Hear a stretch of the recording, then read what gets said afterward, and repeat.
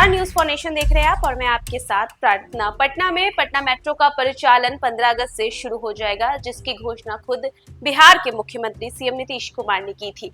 और अब पटना मेट्रो को लेकर के जो तमाम तैयारियां थी वो भी पूरी हो चुकी है। पटरी बिछाने का भी कार्य पूरा हो चुका है और जुलाई के महीने में ट्रायल भी शुरू हो जाएगा। ऐसे में सबसे बड़ी बात आती है पटना मेट्रो के किराए को लेकर के। तो आपको बता दें कि पटना मेट्रो के जो किराया है वो तय है और इसको लेकर के बिजली विभाग से बात चल रही है। तो क्या होगा पटना मेट्रो का किराया, आइए आपको बताते हैं विस्तार से।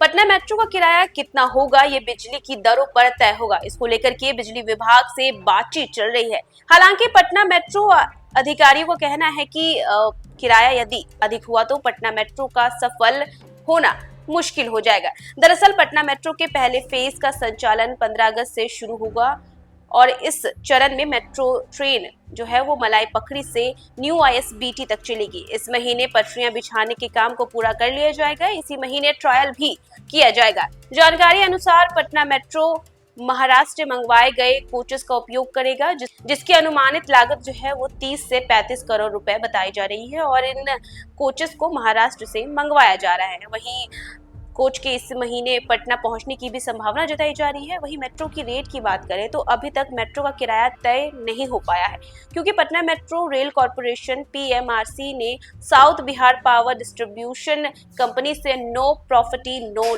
लॉस के आधार पर बिजली देने की मांग की है।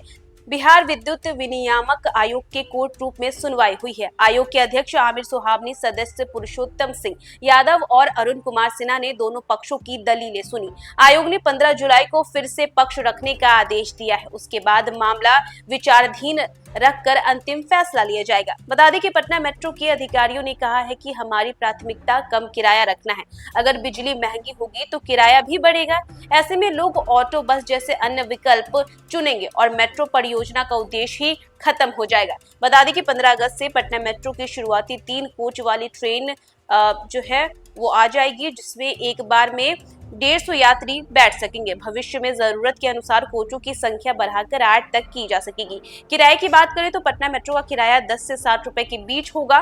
खास बात यह है कि कम दूरी पर अधिक किराया और लंबी दूरी पर कम किराए का फॉर्मूला लागू किया जाएगा। अंतिम किराया दरें फेयर फिक्शन कमेटी की सिफारिश के आधार पर तय हो जाएगी। इसी के साथ साथ पटना जंक्शन से रुकनपुरा तक अंडरग्राउंड मेट्रो का निर्माण भी होगा। यह प्रोजेक्ट जायका यानी कि JICA फंड से पूरा किया जाएगा। हालांकि फंड मिलने में देरी के कारण इसका काम अब तक शुरू नहीं हो पाया है। पटना मेट्रो रेल कॉर्पोरेशन के अधिकारियों ने कहा कि मेट्रो का संचालन रेलवे से अलग होगा। मेट्रो सुबह 5 बजे से रात 11 बजे तक चलेगी, जबकि रेलवे का परिचालन 24 घंटे होता है और वह मालगाड़ियां भी चलती है। लेकिन पटना मेट्रो का निर्धारित समय भी बता दिया गया कि सुबह के 5 बजे से लेकर रात के 11 बजे तक ही मेट्रो चलेगी।